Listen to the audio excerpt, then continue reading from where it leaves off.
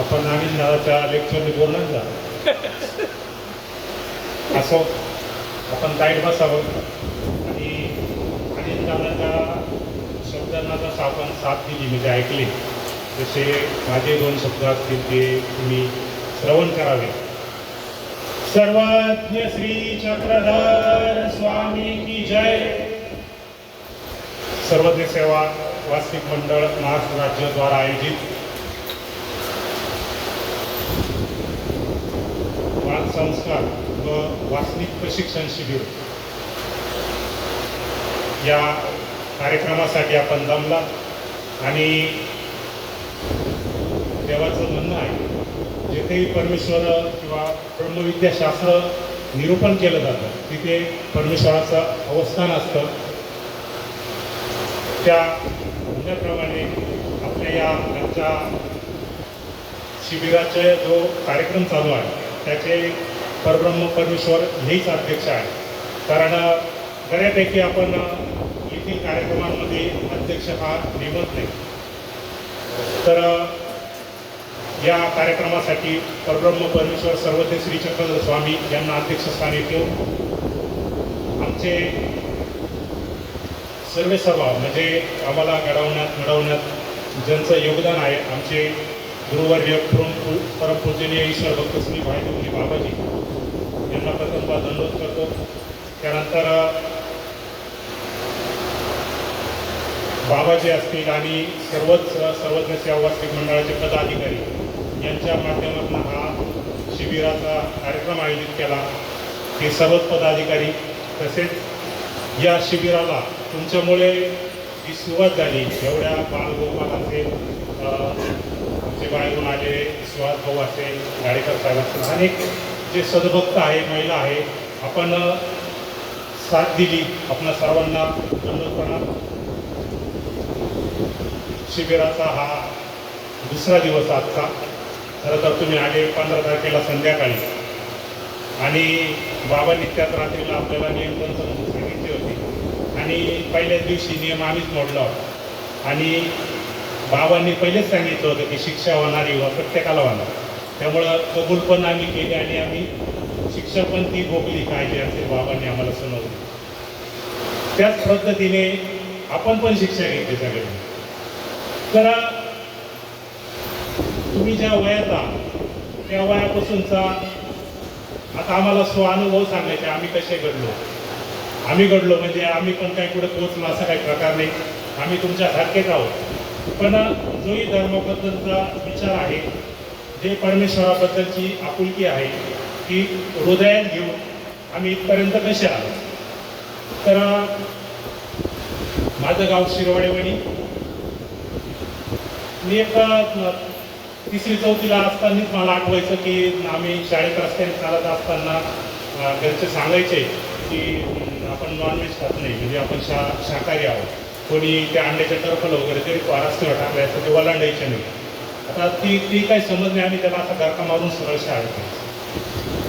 त्यानंतर आपण दहाव्याचं खात नाही, वर्ष श्राद्धाचं खात नाही, पुढे ड्युटी असेल ते खात नाही, असे तेव्हा सांगितलेलं गेलं. आम्ही तेवढं फक्त ऐकलेलं. तर सांगायचं म्हणजे तात्पर्य की ते ओलांडायचा काही विषय नाही, पण आपण ते अंडेच खाती नाही हा त्यामागचा उद्देश होता. त्या पद्धतीने आम्ही ते एक आमच्या मनात रुजल्या गेलो. त्यानंतर कालांतराने मी 5वीला नाशिकला काकांच्या शाळेत आलो. तर धर्माची इतकी समज नाही, पण धार्मिकता मला काकांचे इथे राहत असताना शालेय जीवनात मी तिथला ग्रुप जो आहे त्यांच्याबरोबर ते सगळे आणणे आणि ते म्हणे गणपती बसवायचं. मग मी भरपूर मुलगा म्हणून मला त्यांनी जोडी केलं आणि मी जोडी झालो. काय मला तेव्हा ती मजा वाटायची चला त्यांच्याबरोबर. असं ते 2-3 वर्ष त्यांच्याबरोबर तो प्रयोग. पण मला काका सांगायचे की अरे आपल्याला ती चालत नाही. पण पोरांमुळे ते तशा पद्धतीने आम्ही त्यांना मदत करून हे चालू ठेवलं. पण कोणत्याही व्यक्तीच्या म्हणजे मित्र असतील ते स्वभावानुसार ते असतं. मी एक उदाहरण देईन की कोणते आपण जशा स्वभावाचे तसे आपल्याला मित्र मिळतात आणि आपलं तसं जीवन घडत चालतं. धार्मिकता ही मनात राहिली, पण आपण मी स्वतः वैयक्तिक कोणत्याही व्यसनाधीन झालो नाही तेव्हापासून. ते मी परमेश्वराचे माझ्यावर असलेले उपकारच समजेल. कालांतराने मी 10वीला असताना 10वीला माझ्या गावी शाळेत गेलो तिकडे, आणि मग सुरुवात झाली माझ्या 10वी 11वी 12वी. आणि 12वीच्या कॉलेजला असतानाच आमची ट्रिप आयोजित होती. त्या ट्रिपला मी जाऊन आलो, आणि साधारण दुपारची वेळ होती. मी झोपलेलो होतो रात्री आल्यामुळे, आणि काल बोललेले आमचे परमानंद बाळासाहेब जगताप हे आले दुपारी माझ्याकडे, आणि त्यांनी सांगितलं अरे आपल्याला नाशिकला जायचं. तर त्यांनी पार्श्वभूमी पण सांगितली होती आम्ही मंडळाला कशी जॉईन झालो. तर त्यावेळेत ते आले आणि मला सांगितलं असं आहे. त्यांनी पार्श्वभूमी सांगितली होती की ना भाऊचे मित्र आहेत गणेश जोडसे म्हणून, की तेव्हा शिरवाड्याला आले आणि तिथे पत्रिका वगैरे दिल्या मंदिरात. तेव्हा पंचकृष्ण लॉन्सला इथे वार्षिक प्रशिक्षण शिबिराचं आयोजित केलं होतं. तेव्हा पण अशी बाबांचे अनुसरण्याच्या अगोदरचे अनेक प्रयत्न, अनेक प्रयोग आहेत. तर त्या वेळेस आम्ही त्या कार्यक्रमाला पंचकृष्णाला आलो. मला तो दिवस अजूनही आठवतो. आता अनुसरलेले नंदकिशोर दहाने जे आहेत अमरावतीचे, ते बोलत होते. आणि आगल्या दिवशी काय असं झालं होतं की ब्रह्मविद्याशास्त्र हे ना खुर्चीवर बसून ऐकायचं, रस्ते खाली बसून ऐकायचं. आता त्यांच्या स्थिती वादाबाजी झाली, आणि तो वाद माईकपर्यंत आला, आणि चर्चा चालू. मला काही त्यावेळेस फक्त मी पहिल्यांदा आलो, ते ऐकलं, आणि मला त्या प्रसंगात बोलावं असं वाटलं. आणि मी उठलो आणि बोललो बघ की माणूस हा चुकीचा पुतळा, आणि शब्द हा माणसाकडे सुटला की तो चुकल्या जातो, तर तो आपणच सुधारायचा. असं असे 2-4 शब्द मी बोललो असावं. बाबांनी तेव्हा भाऊ अनुसरलेले होते, भाऊचा ते 4थं वर्ष. तेव्हा माझ्या खांद्यावर हात ठेवून सांगितलं गणेश भाऊंना की निपाणमधून तुम्हाला आज एक माणूस जोडी झाला. आणि तो क्षण माझ्या मनात राहिला. मी इथे प्रसंग आणि गोष्ट सांगाल. आता मी जेही बोलतोय ते आम्ही बाबांकडूनच धडे घेतले, आणि त्यांच्याच प्रेरणेने बोलतो. बाबांनी तेव्हा अनेक असे उदाहरण आम्हाला त्यांच्या प्रवासात दिलेले, सत्संगांमध्ये दिलेले. एक आपल्या जगातला जो श्रीमंत व्यक्ती आहे बिल गेट्स, त्या व्यक्तीची ना एकदा पत्रकार मुलाखत घेत असतो, आणि तो मुलाखत चालू असताना तो पत्रकार त्या बिल गेट्सला विचारतो की तुमचं श्रीमंत होण्यामागचं काय कारण आहे, तुम्ही एवढे कशी काय श्रीमंत झाला. तर तो थोड्या वेळ थांबतो बिल गेट्स, आणि नंतरून आपल्या बॅगेतून एक चेकबुक काढतो, त्या पत्रकाराचं नाव टाकतो, आणि रक्कम न टाकता त्याच्या समोर देतो. तुम्हाला जेवढी पाहिजे तेवढी रक्कम तुम्ही या चेकबुकवर भरा. आणि त्यांना कळतं नाव त्यांचं म्हणजे की त्यांना मिळणार आहे. पण तो पत्रकार त्या ठिकाणी म्हणतो की सर तुमचा काहीतरी गैरसमज झाला, मला फक्त एवढंच जाणून घ्यायचं की तुम्ही एवढे श्रीमंत कसे झाला. त्यानंतरही परत ते तेच म्हणतात, अरे तू काही संकोच मानू नको, तुला जी रक्कम टाकायची यावर मी संकोचपणे टाक, आणि चेक तुझा असेल. तर त्यानंतरही तो पत्रकार नाही म्हणतो की नाही तुमचा काहीतरी गैरसमज होतो, मला फक्त जाणून घ्यायचं की तुम्ही श्रीमंत कसे झाला. आणि मग त्यानंतर ते बिल गेट्स उत्तर देतात की माझ्या जीवनात आलेली एकही संधी मी गमावली नाही कधी. प्रत्येक संधीचा मी फायदा घेऊन इथपर्यंत पोहोचलो. म्हणजे सांगायचं तात्पर्य, संधी जेव्हा बाबांनी आम्हाला सांगितलं की तुम्ही तयार होऊ शकता, किंवा माझ्या खांद्यावर हात ठेवला की तुम्ही तयार होऊ शकता, अशी मला भावना झाली. धर्मामध्ये असेल इतर नंतर त्या प्रसंगानुसार आम्ही बदलत गेलो. त्यानंतर मंडळाची प्रथम शाखा शिरवाडेवाडीला सन 2009 स्थापन झाली. हे सर्वदेशा वाचनिक मंडळ महाराष्ट्र राज्य जे मंडळ आहे त्याचं रजिस्ट्रेशन जागतिक कुस्तीदान दिनाच्या दिवशी झालेलं, आणि त्याच्या 2 वर्षानंतर शिरवाड्याला आमचे अनेक जे जोडीचे मित्र आहेत त्यांच्या मिळून मंडळ स्थापन करण्यात आलं. तेव्हा मंडळाला अनेक विरोध होते, कारण प्रखरता ती धर्मामधल्या ज्या बारीक सारीक गोष्टींमध्ये अंधश्रद्धा पसरली होती त्या काढून टाकण्याचं काम भाऊंच्या माध्यमातून होत गेलं. तेव्हा त्या विरोधाला पत्करून मंडळ स्थापन झालं, आणि मग भाऊंशी आम्ही जोडल्या गेलो. तर प्रथमतः पिढ्यानपिढ्याचे आम्ही उपदेशी, पण कोणताही ज्ञानाचा गंध नाही. तसं आज तुम्हाला 4 पदार्थ 4 साधनं सांगितली असतील, पाठ आहे वाटतं ना, झाली असते तुमची पाठ. तर त्यावेळेस ती भाऊ आम्हाला सांगत गेले एक एक गोष्ट. नंतर भाऊंनी आम्हाला विचारलं, जसं तुम्हाला विचारता की सूत्रपाठ पाठ आहे का, तुम्ही काय करता, काय दिवस धार्मिकता करता नेमकी दिवसभरात. तर कोणती धार्मिकताने आम्ही दिवसभराची फक्त सकाळी उठल्यावर देवपूजा करणे आणि आपल्या आपल्या कामाला लागणे एवढीच धार्मिकता. कोणत्या प्रकारचं मी पारायण करत नव्हतो, काही नाही. आमच्यामध्ये होते काही दत्तात्रय कवच वगैरे वाचत होते, पण मी दत्तात्रय कवचही कधी वाचलेलं नव्हतं. कालांतराने त्याची समज बाबांनी आम्हाला दिली की दत्तात्रय कवच वाचण्यात काही इतकासा फायदा नाही ना अर्थ नाही. तर सूत्रपाठ हे तुम्ही पाठांतर केलं पाहिजे हे भाऊने आम्हाला तिथे नमूद करून दिलं आणि आम्ही ग्रुप मिळून पाठांतरास सुरुवात केली. तर आमचा कालांतराने सूत्रपाठवर पाठ झाला, पण कोणत्याही सूत्राची समज आम्हाला तेव्हा नव्हती. अशी एक एक वेळ बदलत गेली. जसं पुढं सरकत गेलो तर जो स्वतःला बदलण्याचा विषय त्या मागे मी एक उदाहरण सांगेल. आणि झालं बघा, नितीन बागवडे पाटलांचं एक उदाहरण दिलं, तसंच मी पण एक उदाहरण देतो की एक होतकरू व्यक्ती असतो. आपण प्रणव दादाच समजून घेऊ. तर प्रणव होतकरू म्हणजे, आणि त्याला असं वाटतं की आपण हा सगळा आपला जिल्हा आहे असा बदलून टाकू, अशा प्रकारे बदलू की एकदम चकाचक.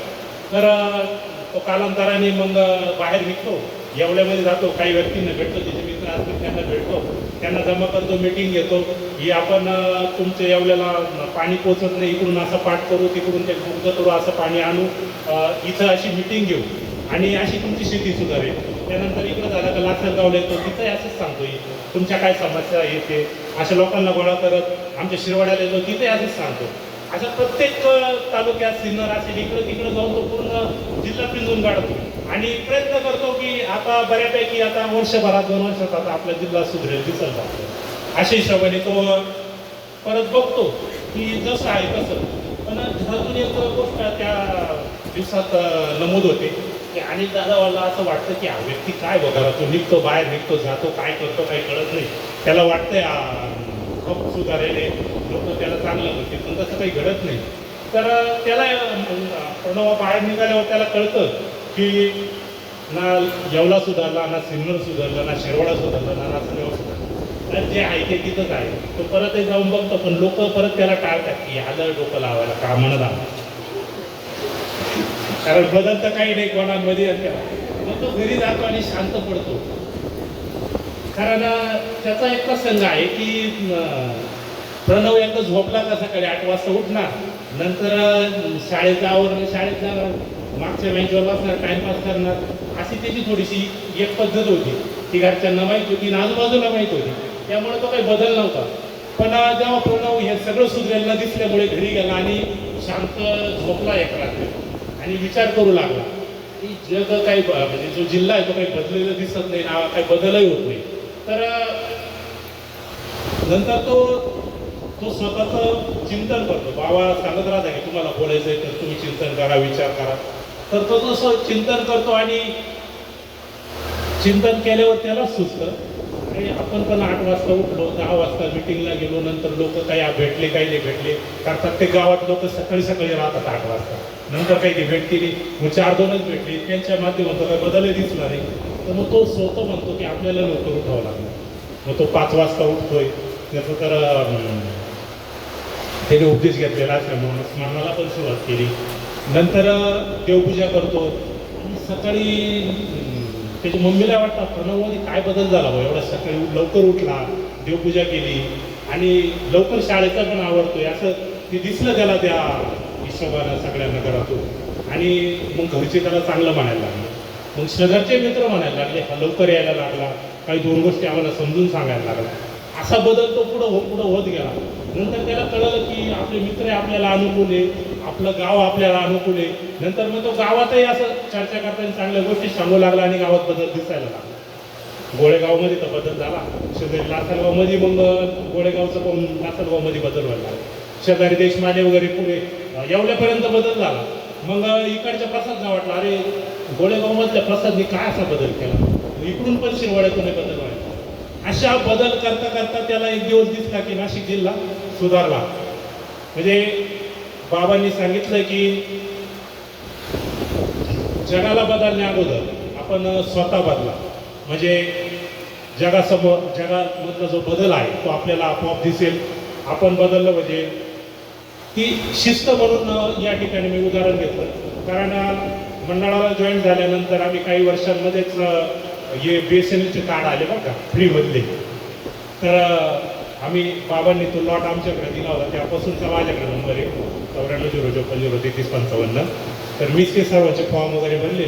पण आमच्या ग्रुपमध्ये मी लहान आणि त्यांच्याबरोबर आम्ही ते कार्ड जमा करायला बाबांकडे येत होतो. तर बाबांनी विचारलं, अरे किती वेळ लागत तुम्हाला?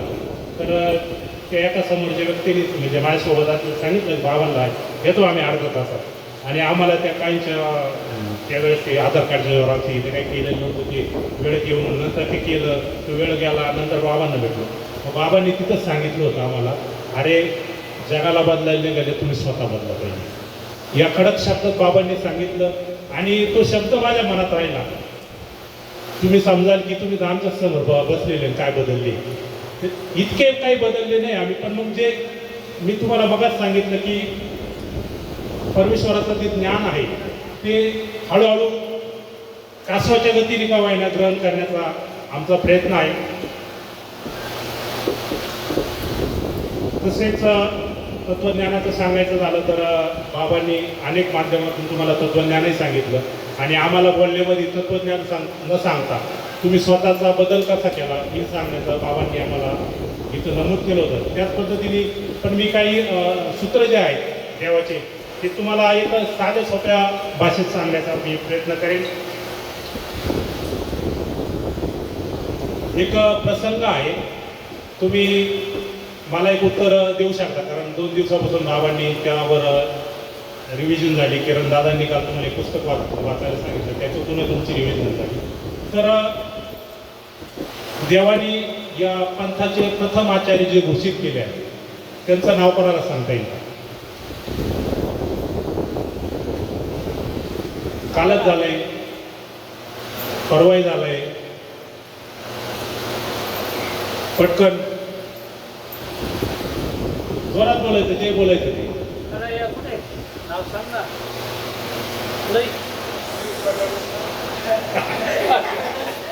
सांगितलं तरी तेव्हा तुम्ही बोलले नाही तर मग काही अर्थ नाही. बरं, त्याला देवाच्या सन्निधानात असणार नाही भक्तांचे कोणतेही नाव सांगा त्याला मला पटकन. बरं, अजून अजून काय म्हटलं आता नाही परस नाही. बरं सार्थक तू नाही रे, तू भटोबाच म्हणाला, बरोबर आहे ना? हां, तू वेळघट्ट भांड्या. Okay okay. भरपूर तुम्ही भक्तजनांचे नाव सांगितले पण तुम्ही नमूद नाही केलं. बाबा सांगत होते तेव्हा नमूद नाही केलं. बाबांनी केशराजदा बाबांचं पण नाव घेतलं, त्यानंतर त्यांनी चित्रपाठाचं लिखाण केलं. त्यांच्याही अगोदर आचार्य म्हणजे पंथाचे प्रथम आचार्य जे आहेत ते सार्थकने उत्तर दिलं, भटोबास. या नागदेव आचार्यांना 3 नावं आहेत. देव त्यांना वाणार्या म्हणायचे, भटोबासही म्हणायचे, यांना नागदेवाचार्य म्हणून आपण त्यांना ओळखतात. तर यांच्या जीवनातील मी प्रसंग सांगतो. त्यांचे जे प्रथम म्हणजे नागदेवाचार्यांना जेव्हा देवाचा वेध लागला म्हणजे तेव्हा तर जे त्यांचे गुरु होते दादोस यांनी सर्वज्ञ श्री चक्रधर स्वामींचं जेव्हा नाम त्यांच्या समोर घेतलं आणि तिथपासून त्यांना देवाचा वेध लागला आणि त्याची सिन्नरला प्रथम सर्वज्ञ श्री चक्रधर स्वामींची आणि आचार्यांची भेट झाली. तर जेव्हाही एखादा गुरु शिष्य परंपरा याच्यामध्ये दादोसांना वाटायचं की आचार्य हे माझे शिष्य आहेत आणि ते काही तुटावे नाही, त्यासाठी त्यांनी अनेक प्रयत्न केले. असे प्रयत्न करता करता नंतर असा प्रसंग येतो की आचार्य हे दादोसांचं नाही ऐकतं, देवाचंच ऐकायचे. कारण प्रथम त्यांनी दादोसांचा एक शब्द तोडला होता की देवाने काय दिलं तर तुम्ही घ्यायचं नाही, पण प्रथम भेटीत देवा स्वामींनी त्यांना श्रीमुखीचं तांबूळ दिलं होतं आणि ती त्यांनी स्वीकारलं होतं. तर ही गोष्ट जी आहे ना मी सांगतो की तेव्हा त्यांनी अशी विशिष्ट बुद्धी नाही ठेवली. त्यांनी चांगलं काय हे घेण्याचा प्रयत्न केला आणि ते लगेच देवाकडून स्वीकार केला आणि तिथपासून त्यांची दिनचर्या त्यांच्यामधला बदल घडत गेला. कालांतराने पूजनीय आचार्य जे आहेत ते घडत गेले आणि नंतर द्वादश जेव्हा ते अनुसरणापर्यंत पोहोचणारे असं द्वादशांना कळालं, तेव्हा द्वादशांनी त्यांना अनेक वेळेस देवापासून तोडण्याचा प्रयत्न केला. त्यांनी त्यांच्या आईला पण सांगून पाहिलं, सर्वांना सांगून पाहिलं, पण ते काही तुटले नाही देवापासून. मग त्यांनी असा एक प्रसंग होता की तेव्हा स्वामींना द्वादशांबद्दल आपल्या आचार्यांबद्दल सांगायला सुरुवात केली द्वादशांनी की हे असे ते कसे. मग द्वादश आपलं आचार्य जे आहेत ते सप्तव्यसनाचे होते. असे सप्तव्यसन त्यांनी स्वामींना सांगितले असेल, अनेक असे गोष्टी सांगत गेले. पण त्यातून जेव्हा तो प्रसंग आहे की द्वादश म्हणतं की मला एकांत पाहिजे तुमच्याशी बोलण्यासाठी, तर मग स्वामी म्हणतात चला या तुमची पाण्याची डिश वगैरे आपण जाऊ साईडला. पण तेव्हा जी सांगण्यास सुरुवात केली द्वादशांनी स्वामींना की आचार्य असे कसे, पण तिथं स्वामी एक सूत्र उच्चारतात की ओटांतरून निघाला शब्द देशांतराचा. तर त्याचं पण मी तुम्हाला उदाहरण असं देईन. आपल्या ओटातून एखादा शब्द निघाला तो देशाच्या शेवटी कसा जातो, तर दोन मित्र असतात आणि तिसरा पण एक मित्र असतो, पण एका ग्रुपमध्ये बसलेला असतात. मग प्रणवसारखा येतो त्याच्या मित्राच्या गळ्यात हातात दोन बाजूला घेऊन जातो, काय दोन शब्द सांगत असतात, पण त्याच्या मागच्या मित्राला वाटतं आपल्याबद्दल काहीतरी सांगतो. अशा अनेक गोष्टी अशा पुढे जातात. काहीतरी ती गोष्ट दोघांमध्ये होती, पण त्या तिसऱ्या मित्राला लगेच नाही कळत. पण या दोघांच्या मधला जो एक मित्र असतो ना, तो तिसऱ्या मित्राला आहे, जो तिसरा मित्र आणि चौथा मित्र अशी एकत्र एकमेकाला सांगतात आणि नंतर ते एकमेकामध्ये कळतं की यांनी काय सांगितलं होतं प्रणवनी त्याच्या कानात. अशी जी गोष्ट आहे ती कालांतराने सगळ्या गावाला कळते. म्हणजे आपल्या ओटातून एखादा शब्द दुसऱ्याच्या बद्दल चुकीचा जरी निघाला, तो कधी ना कधी ज्या बोललेल्या व्यक्तीला आहे तो कधी ना कधी कळणार आहे आणि तो कळणारच आहे, याची आपण नोंदच घ्यायची आहे. आणि म्हणून समोरच्या व्यक्तीला कधीच चुकीचं बोलण्या अगोदर आपण प्रथमतः विचार करून बोलणे. देवाने तर सांगितलं आहे चुकीने खोटं बोलायचं नाही, म्हणजे गमतीने खोटं बोलायचं नाही. कोणत्याही प्रकारचं आपण खोटं न बोलता आपल्या जीवनाची प्रगती करायची आहे. आताच परमार्थ सेवक गार्गाजी सर व परमार्थ सेवक बाळासाहेब जगताप मी पण उपस्थित झाले, त्याचं आपण टाळ्या वाजवून स्वागत करायचं आहे.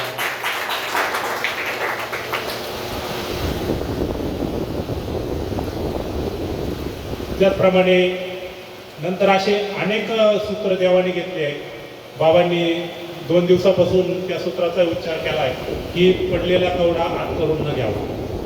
म्हणजे आपल्या रस्त्यावर समजा आपल्याला पैसे सापडले, तर ते जर तुमचे नाही तर ते तुम्ही उचलून खिशात पण घालू नये. नाही घातले तर ते ज्या व्यक्तीचे त्याला मिळू शकतात. कसे मिळू शकतात की तो व्यक्ती ज्याला कळलं माझे हरवले आणि तो रिटर्न त्याच रस्त्याने रिटर्नचा प्रवास करल आणि शोधत आला तर ते पैसे त्याला मिळू शकतात. हे केव्हा होईल, जेव्हा सर्वांनी या सूत्राचं पालन केलं तर होऊ शकतं, ते पैसे दिले. त्याचं उदाहरण मी एक देईन. आपण आपल्याकडे एवढा धर्म प्रगत असून एवढे सूत्र देवाने सांगितलेली छान असून आपण पालन करत नाही, हे असं अनेक आपल्याला दिसतं, आपल्या नजरेस पण येत असतं. तर आता हल्ली रील बनवण्याची खूप प्रथा आहे. असे रील अनेक ठिकाणी कोण जोकचे बनवतात, कोण डान्स करून बनवतात, असे यूट्यूबवर फेसबुकवर आपण पाहत असतो. त्याचप्रमाणे असे काही चांगले रील मी माझ्या बघण्यात आलं. एक भारतातील व्यक्ती ऑस्ट्रेलियाला गेलेली आणि ती तिथली ऑस्ट्रेलियाची जीवनचर्या काय आहे, तिथे काय स्वस्त काय महाग, कसं जीवन चालतं, कोणत्या गोष्टी कशा, अशा पद्धतीने ते रील त्या एक गोष्टीवर बनवत असतात. तर माझ्याकडं पाण्यात ती एक रील आली की त्या एक वेळेस समुद्रकिनारी ती महिला जाते आणि तिथलं निरीक्षण करते, तिथलं नेचर, तिथली नैतिकता त्या महिलेला अगोदरपासून माहीत असते. तर ती त्यांची बॅग आहे ना, स्वतःची बॅग, कपडे, आपलं पॉकेट, लायसन्स जे आहे ते बॅगमध्ये त्या समुद्राच्या किनारपट्टीवर ठेवते आणि रील बनवत पूर्ण तिथं फिरते.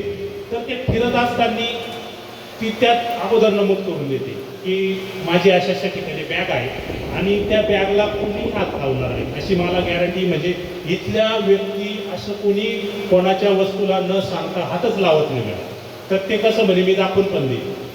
त्या 10-1 मिनिटाच्या रीलनंतर ती व्यक्ती परत त्यांच्या बॅगेजवळ जाते आणि ती काढून दाखवते. त्यांचं पॉकेट असेल, लायसन असेल, त्या पॉकेटमधले पैसे असेल, हे सगळे जसले तसे असतात.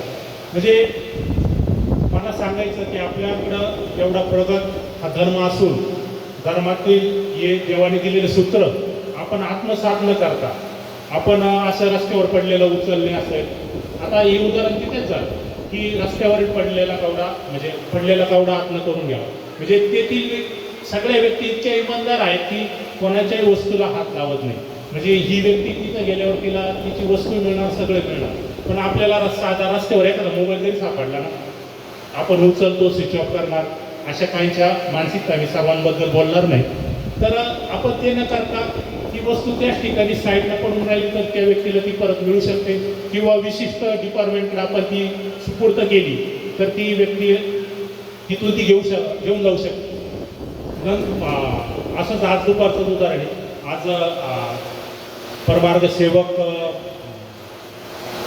आत्ताच बोकाजनला जो कार्यक्रम झाला तेथील परमार्ग सेवक येणार आहे आणि ते तिकडनं बसले बोकाजनकडनं आणि सुदाम भाऊ चोरमारे म्हणून त्यांचं नाव आहे. तर ते येताना ना त्यांची बस जी शेगाव नाशिक अशी बस होती, त्या बसमध्ये ते बसले पण संभाजीनगरला आहे ना ते उतरले लघुशंकेसाठी आणि त्यांच्याकडून ती बस सुटून गेली. त्यांची बॅग त्या बसमध्ये पुढं राहिली आणि त्यांनी मला फोन करून सांगितलं की असं आहे की 4:30 वाजता ती बस नाशिकला पोहोचणार आहे आणि तुम्ही तेवढी ती बॅग तुम्ही जाऊन घ्या तुमच्या क्लायंटवर.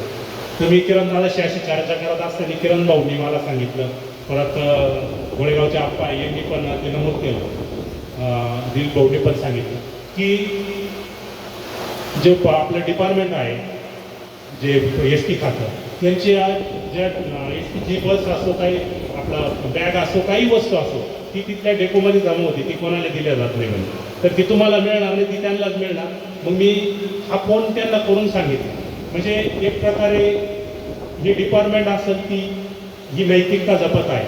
आणि मी मग त्या सुद्धा भाऊला फोन करून सांगितलं की अशा पद्धतीने ती तिथंच राहणार आहे आणि बऱ्यापैकी तुम्हालाच ती हँडओव्हर करावं लागणार आहे. तर तुम्ही यापुढे नाही काही झालं तर आम्ही तुम्हाला घ्यायला येऊ आणि मग पुढचं बघू.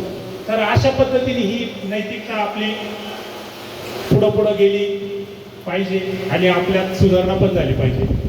आपण कृपया ताट बसायचं आहे. मी तुमच्यासाठी सांगत आहे, म्हणजे मुलांसाठीच बोलतो आहे जास्तीत जास्त. तर बाबांनी आपल्याला यानंतर दिवसेबद्दल पण अनेक गोष्टी सांगितल्या आहेत. तर देवाने सांगितलेलं आहे तुमच्याच्याने मुंगी रान व्हावी. म्हणजे एवढी बारीकशी मुंगी आपल्याला बारीक डोळे करून बघावं लागते, त्या मुंगीची पण हिंसा आपल्याकडून झाली नाही पाहिजे. ती देवाचं पण सांगणं आहे की तुमच्याकडून मुंगीची हिंसा झाली की त्याच्यापेक्षा मोठ्या जीवाची होईल, त्याच्यानंतर त्याच्यापेक्षा मोठ्या जीवाची होईल आणि तुमचा असा प्रसव हा वाढत जाईल आणि एक दिवस तुमच्याकडून जो परमेश्वराचं जे आहे ते हनन होण्याची सुद्धा शक्यता आहे. म्हणून आपण आपल्याकडून हिंसा घडणार नाही याची काळजी घ्यायची आहे. तुम्ही म्हणाल तर तुम्ही शेतकरी आणि तुम्ही दररोज हिंसा करता, तुम्ही आम्हाला सांगताय. देवाने त्याबद्दलही सांगितलं आहे तुमचं कर्म करत राहा, पण तुम्ही त्याचं प्रायश्चित्त करत राहा. देवाकडे त्याची दररोज क्षमा पण मागत राहा. त्या देवाकडे प्रायश्चित्त केल्याने देव ते चुकवतात, कारण देवाने आपली निवड जी आहे ना ती त्यांचा आनंद देण्यासाठी केली आहे. म्हणून परब्रह्म परमेश्वर दयाळू, मायाळू, कृपाळू, कनवाळू आहेत आणि ते आपल्याला त्यांच्या आनंदाला प्राप्त करण्यासाठी, आनंदाला घेण्यासाठी आपल्या अनेक चुकांवर पांघरून टाकणार आहे. आणि आपण देवाचं नाही झालो तर त्या चुकांवर पांघरून पण पडणार नाही, कारण देवाने सिस्टम पण लावून दिली आहे देवतेच्या माध्यमातून.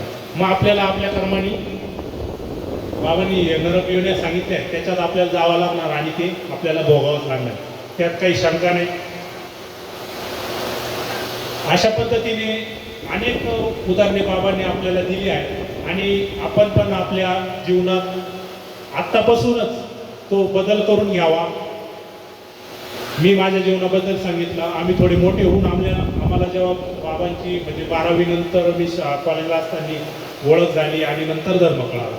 तुम्ही तर या शिबिराच्या माध्यमातून आत्तापासूनच तुम्ही लय काही न घेता 10 गोष्टींचं अनुकरण केलं तर आमच्या एवढे होस तर नक्कीच तुमच्या जीवनात मोठा बदल असेल.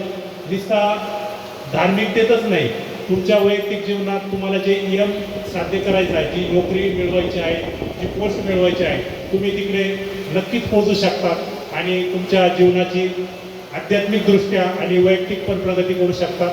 मी एवढेच बोलून मी माझे शब्द थांबवेल. मला आयोजकांनी बोलण्याची जी संधी बाबांनी उपलब्ध करून दिली, मी त्यांचा आभारी आहे. एवढे बोलून मी थांबतो. सर्वज्ञ श्री चक्रधर स्वामी जय. धन्यवाद दिदी दादा.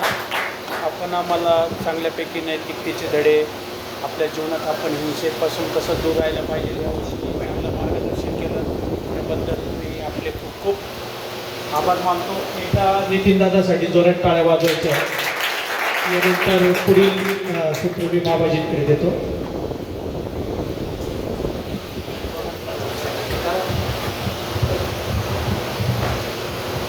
आज आपला दुसरा दिवस, दुसऱ्या दिवसाचं हे दुसरं सत्र परमार्गेश्वर आणि दादा परमार्गेश्वर नितीन दादा त्यांनी सुंदर असं आपल्याला मार्गदर्शन केलं आणि त्या मार्गदर्शनातून स्वतःचे अनुभव आणि त्यांच्यामध्ये झालेला बदल हा अधोरेखित केला. आणि दादाने सांगितलं की आपलं ध्येय पक्का असलं पाहिजे, आपली विचारसरणी जी आहे क्लिअर असली पाहिजे आणि त्यातून आपण आपली वाटचाल केली पाहिजे. जे ठरवाल ते तुम्ही करू शकता, जे ठरवाल ते तुम्ही होऊ शकता, कारण जीवामध्ये ती कॅपॅसिटी पण असते. पुन्हा आपण ठरवलं पाहिजे. आणि मुलांचं हे जे वय आहे तुमचं आज, ते ठरवण्याचं, काहीतरी बनण्याचं, काहीतरी ठरण्याचं, काहीतरी ध्येय पक्क करण्याचं आणि त्या अनुषंगाने जर तुम्ही वाटचाल केली तरच ते होईल. स्वप्नही मोठं असलं पाहिजे, त्यासाठी कष्ट केले पाहिजे. एक छोटंसं उदाहरण देतो. 3 मजूर असतात, एका बिल्डिंगमध्ये काम करत असतात. काम एकच असतं. त्यांना प्रश्न विचारला जाता, एकाला विचारलं तू काय करतो, तो आणि मी इकडचे विटा तिकडे टाकतो. त्याला काम तेच होतं, त्याच्यामुळे त्यांनी तेच सांगितलं. दुसऱ्याला विचारलं त्याने मी 500 रुपये रोजानी आहे. तिसऱ्याला विचारलं तो आणि मी बिल्डिंग बांधतोय. काम एक आहे, उत्तर वेगवेगळे. भविष्यात ज्यावेळेस वेळ आली त्यांच्याकडे बघितलं गेलं, ज्यांनी पहिलं उत्तर दिलं होतं इकडचे विठायचं तिकडे टाकतोय, तो आयुष्यावर मजुरी करीत राहिला. कारण त्याच्या डोक्यात एकच होतं की आपल्याला काम सांगितलं आणि आपण ते करायचे, म्हणजे सांगकाम्या पाट्या टाकायचे कामं. दुसरा होता की मला पैसे कमवायला आलेलो आहे, मी जर आज 500 भेटले तर उद्या 700 भेटले पाहिजे. तो नोकरी करायला लागला, जिथं जास्त पगार भेटेल तिकडं काम करायला लागला. आणि तिसरा मोठा बिल्डर झाला. कारण का त्यांचे विचार वेगळे होते कामाचे. म्हणून आपणही आज इथं सर्व विद्यार्थी आहे, शाळेमध्ये कॉलेजमध्ये कितीतरी विद्यार्थी काम करतात, कितीतरी विद्यार्थी शिकतात, कष्ट करतात, परंतु त्यातला एखादा सक्सेस होतो, एखादा IAS होतो, एखादा IPS होतो. कारण का त्यांनी ते ठरवलेलं असतं, ती वाटचाल करत असतात. पण नितीन दादाच्या या आणि दादाच्या माध्यमातून हे जे सुंदर असं मार्गदर्शन त्यांनी केलं, काही गोष्टी वेगवेगळ्या पद्धतीने सांगितल्या, हसवलं. त्या पद्धतीनं तुम्हाला हीच वेळ आहे, हीच एक संधी आहे. नितीन दादांनी खूप सुंदर असं बिल गेट्सचं उदाहरण दिलं का तुम्हाला ही संधी आहे. या संधीचं सोनं करायचं असेल तर तुम्हाला निर्णय घ्यावा लागेल. त्या निर्णयातून तुम्हाला काहीतरी ठरवावं लागेल, त्या ठरवून काहीतरी प्राप्त होईल. या शिबिरातून काहीतरी घेऊन जावं ही सर्वांची तळमळ आहे. कालही तुम्हाला मार्गदर्शन झालं आहे, आज आहे, अजूनही 3 दिवस आहे. मार्गदर्शन वेगळ्या पद्धतीने होत राहणार आहे. तुम्ही किती घेता त्याच्यावरती सर्व अवलंबून आहे. आणि आता कार्यक्रम आपला आजचा जो आहे सत्र ते संपलेला आहे. सकाळी तुम्ही काही व्यापार केला नाही, फक्त ट्रेकिंग करून आलो, नाश्ता केला, सेवा बाकीची काही जास्त केली नाही. तर आता व्यापार आहे तुमच्यासाठी.